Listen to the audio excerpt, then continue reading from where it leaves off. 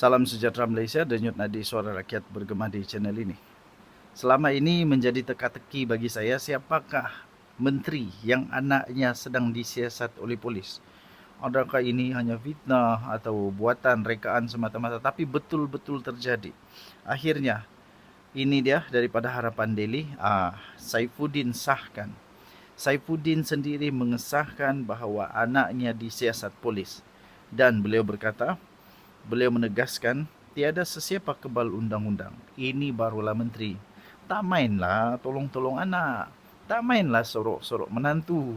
Tak mainlah menantu lah sampai lari ke luar negara. Tak mainlah macam tu kan. Tak mainlah. Yang ini Saifuddin sendiri mengaku. Dia tak kisah. Kalau anak dia salah, salahlah. Ini betul. Tak ada siapa yang kebal daripada undang-undang. Menteri dalam negeri. Ini Menteri Dalam Negeri Datuk Seri Saifuddin Nasution membuat pendedahan mengejutkan yang mengesahkan anaknya adalah individu yang disiasat oleh polis dalam isu kontroversi baru-baru ini. Beliau ketika memaklumkan perkara itu kepada pemberita menegaskan bahawa anaknya tidak akan terlepas daripada tindakan undang-undang sekiranya anak-anaknya itu didapati bersalah. Beliau berkata apa? Anak saya tidak mengatasi undang-undang. Kalau ada laporan ke atasnya, ia tanggungjawab polis untuk menyiasat seterusnya dan seadilnya, kata beliau. Kemudian dia kata apa lagi? Biarkan proses yang mengambil tempat. Prinsip yang saya pegang adalah semua kita tidak kebal terhadap undang-undang. Tiada yang kebal terhadap undang-undang. Tidak mengatasi undang-undang termasuk anak saya sendiri, katanya. Saya salut dengan menteri ini. Ini barulah menteri yang betul. Ini baru menteri yang betul. Awal minggu ini, Ketua Polis Negara Tan Sri Razaruddin Hussein berkata, polis sudah pun melengkapkan kertas siasatan kes ugutan jenayah yang dikaitkan dengan anak seorang menteri. Pada waktu itu, identiti menteri terbabit belum lagi didedahkan. Hari ini, Saifuddin mengesahkan perkara itu, mengatakan anaknya tidak akan kebal dari undang-undang. Sebelum ini, tular di Telegram, kes membabitkan anak seorang menteri yang didakwa mengugut seorang wanita untuk menggugurkan kandungan. Menurut Razaruddin, pihak pendakwaan telah mengarahkan pegawai penyiasat untuk mendapatkan laporan pemeriksaan kandungan wanita yang dikatakan diugut oleh anak menteri terbabit. Beliau berkata, siasatan awal yang dijalankan juga mendapati anak menteri itu sudah menikahi wanita berkataan. Okey. So inilah menteri yang kita mau. Inilah yang menteri kita mau, tuan-tuan dan puan-puan, yang mengaku salah bila bersalah.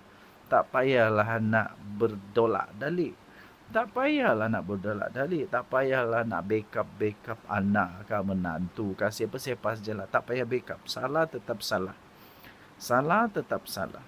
Tiada siapa pun yang dapat mengatasi undang-undang.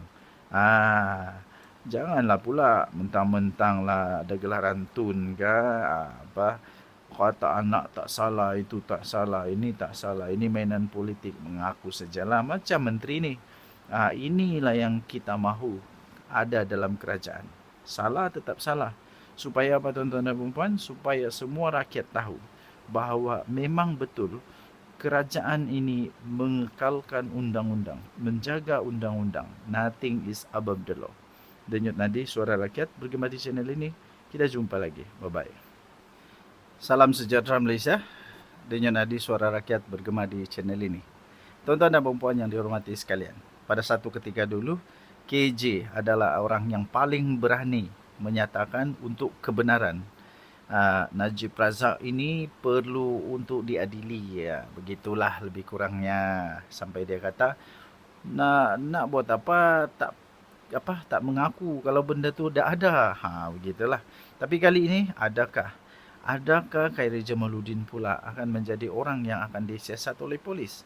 Adakah polis akan memanggil Khairy Jamaluddin dan menyiasat? Ini kerana, tuan-tuan dan puan-puan, ini dia, selepas Azalina, giliran Setpol Zaliha Selepas Azalina, giliran Setpol Zaliha pula buat laporan terhadap KJ. Ini punca dia.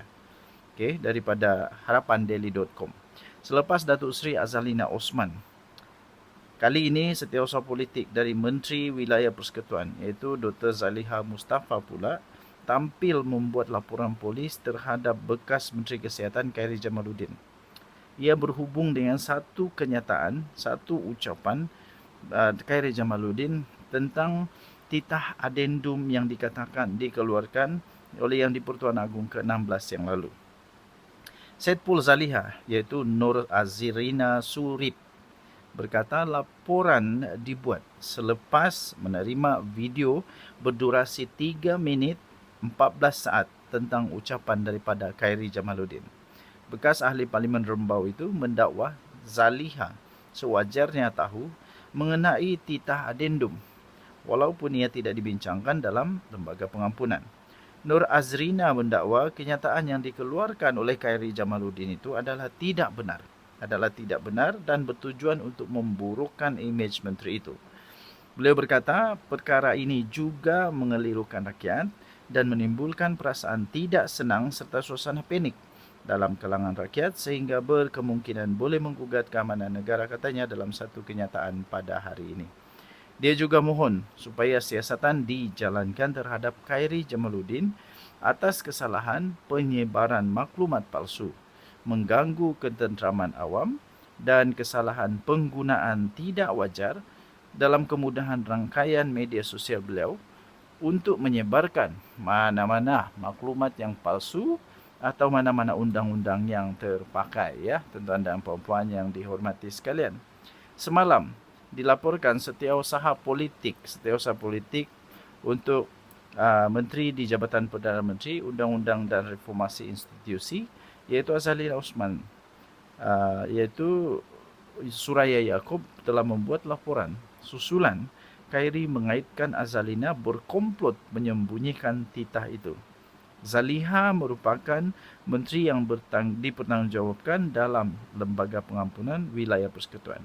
Kedua-dua mereka memohon supaya siasatan dijalankan secara menyeluruh terhadap Khairy Jamaluddin kerana berniat jahat memfitnah, menghina nama baik dan reputasi menteri serta menyebarkan maklumat palsu. Bahagian hal ehwal undang-undang dalam kenyataan semalam juga mengesahkan bahawa tiada sebarang dokumen tambahan atau adendum dalam fail atau rekod rasminya. Tuan-tuan dan puan-puan yang dihormati sekalian, anda boleh membaca berita lengkap ini di harapandaily.com 11 Januari tahun 2025. Tajuk dia, selepas Azalina, giliran Setpol Zaliha pula buat laporan terhadap KJ. Ini puncanya. Kita jumpa lagi. Malaysia kita punya, cintai Malaysia aku, kita jaga kita. Bye-bye.